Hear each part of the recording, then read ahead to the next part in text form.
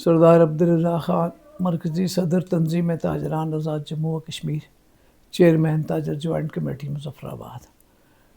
جو current situation ہے آزاد کشمیر پہ سب سے پہلے تو میں افسوس کا اظہار کروں گا۔ جو کچھ ہو رہا ہے اس کو نہیں ہونا چاہیے تھا۔ اموات جو ہوئی ہیں، جو ہمارے رینجرز کی ہوئی ہیں، پولیس کی ہوئی ہیں یا سیولین کی ہوئی ہیں، وہ سارے ہمارے بھائی ہیں، ہمارے عزیز ہے، اس کشمیر کے رہنے والے سپوت ہیں، اور جو پاکستان سے آئی ہوئی تھی فورسز، وہ تمام پہ ہمیں جو ہے افسوس ہے اور دکھ ہے۔ یہ نہیں ہونا چاہیے تھا۔ لیکن ایک چیز میں سمجھتا ہوں کہ یہ جب تحریک چلی ہے، اس میں ہم سارے لوگ شامل تھے۔ اس میں آٹا اور بجلی کا ایشو تھا جو جینوئن ایشو تھا۔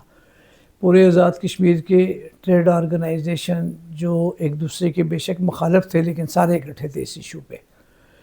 پھر اسٹوڈنٹ شامل ہو گئے، اس میں ٹرانسپورٹر شامل ہو گئے، سول سوسائٹی شامل ہو گئی۔ تو آہستہ آہستہ جو چیزیں ہیں نا وہ بدلتی گئی۔ ہم بھی حصہ تھے اس تحریک کا، پھر ہم نے اس تحریک کو چھوڑ دیا، کیونکہ ہم سمجھتے تھے کہ جو تحریک جس مقصد کے لیے یہ شروع ہوئی تھی، وہ اپنے مقاصد پورے کرنے کے بعد نہ کسی اور ایجنڈے پہ آ گئی ہے۔ اور ایجنڈے میں آپ کو یاد ہوگا کہ پہلے بھی 18 جو ہے لوگ اس کی جانیں جو ہے ان کی ضائع ہوئی ہیں، اس تحریک کی نظر ہوئی ہے۔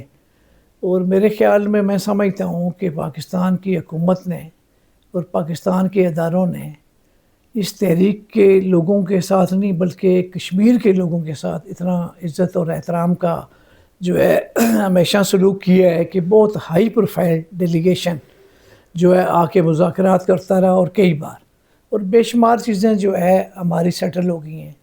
اس میں آپ دیکھیں یہ آپ کا ہیلتھ کارڈ ہے، یہ سیٹل ہو گیا ہے۔ اس میں آپ کا کشمیر بینک کو شیڈول کرنے کا تھا، اس میں اماؤنٹ چاہیے تھی، وہ سارا سیٹل ہو گیا ہے۔ اس کے بعد آپ کا جو ہے جو شہداء تھے ان کے لیے جو معاوضہ تھا 1 کروڑ روپے، وہ سیٹل ہو گیا ہے۔ زخمیوں کے لیے 10 لاکھ روپے کا جو معاوضہ تھا وہ سیٹل ہو گیا ہے۔ اور بھی ایسی چیزیں جو قابل عمل تھی وہ ساری سیٹل ہو گئی ہیں۔ اور پھر اینڈ پہ آ کے اس تحریک کے اندر شامل ہوگی 12 مہاجر نشستیں۔ تو وہ میرے خیال میں ان لوگوں کا تو ڈومین ہی نہیں تھا۔ جو ہمارا ہم جو تاجر ہیں، ہمارا یہ ڈومین ہی نہیں ہے۔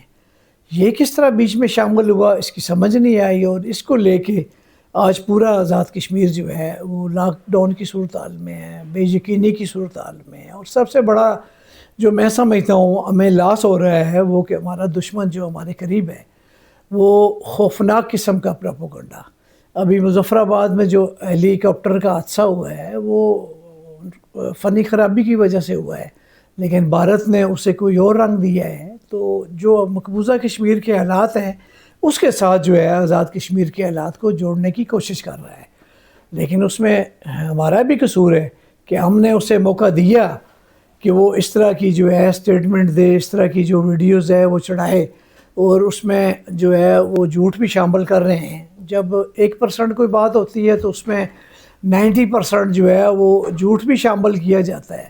تو میری گزارش یہ ہوگی جتنے بھی فریقین ہیں کہ ریاست ہے تو ہم ہیں، ریاست ہوگی تو ہم سیاست بھی کریں گے۔ ریاست اگر محفوظ ہاتھوں میں ہوگی تو سارا کچھ ہوگا۔ اب دیکھیں نا آپ کی جو سیاحت ہے وہ اس بار 1 لاکھ کے قریب گاڑی آزاد کشمیر میں داخل ہوئی ہے، اور ابھی وہ سارا کچھ سسٹم جام ہو گیا ہے۔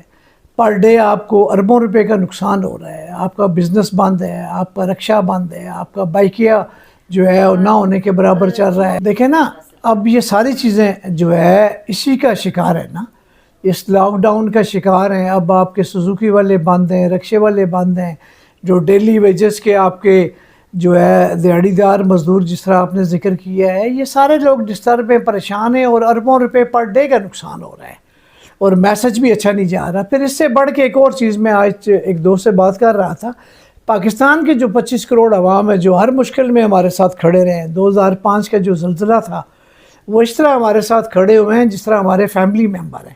انہوں نے ہمارا اتنا خیال رکھا کہ منرل واٹر کے پانی سے ہم جو ہے وضو کرتے رہے ہیں، اتنا خیال رکھا ہمارا ہر چیز کا۔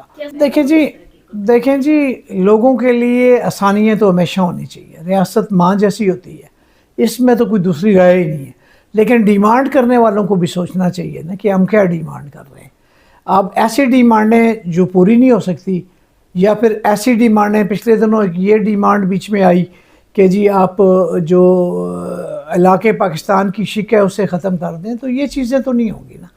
مقبوضہ کشمیر میں لوگ جو ہے وہ اپنی جانیں دیتے ہیں پاکستان کے لیے، اور پاکستان کے پرچم میں جو ہے وہ دفن ہونا پسند کرتے ہیں. تو ریاست جو ہے نا وہ کمزور بھی نہیں ہے، ریاست پیار کر رہی ہے، ریاست ہمارے ساتھ بے تحاشا پیار کر رہی ہے، اور ہمیں ہر طرح کی سہولت دے رہی ہے. پورے پاکستان میں شٹر ڈاؤن ہوا، ہڑتال ہوئی، تو 2 روپے یونٹ کم نہیں ہو سکا، اور الحمدللہ آج ہم 3 روپے، 5 روپے اور 6 روپے یونٹ بجلی استعمال کر رہے ہیں.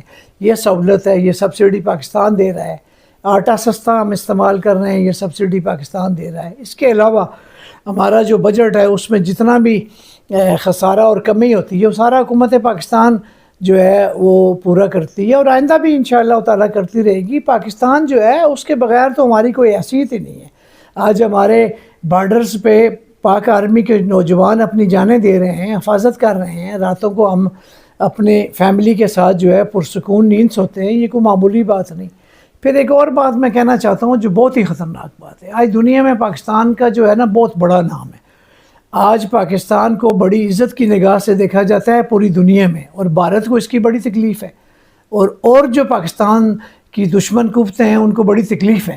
اب اس طرح کی جو سچویشن ہے اس سے وہ فائدہ اٹھاتے ہیں، اور ہمیں پتہ نہیں ہوتا کہ ہمارے بیچ میں ہمارے دشمن ہیں، اور ہمارے بیچ میں جو تخریب کار ہیں. دیکھیں بات یہ کہ آزاد کشمیر کے لوگ تو بہت ہی اچھے، پرامن، اور یہ تو مہمان نواز، یہاں تو کبھی سیکورٹی کا ایشو ہی نہیں رہا.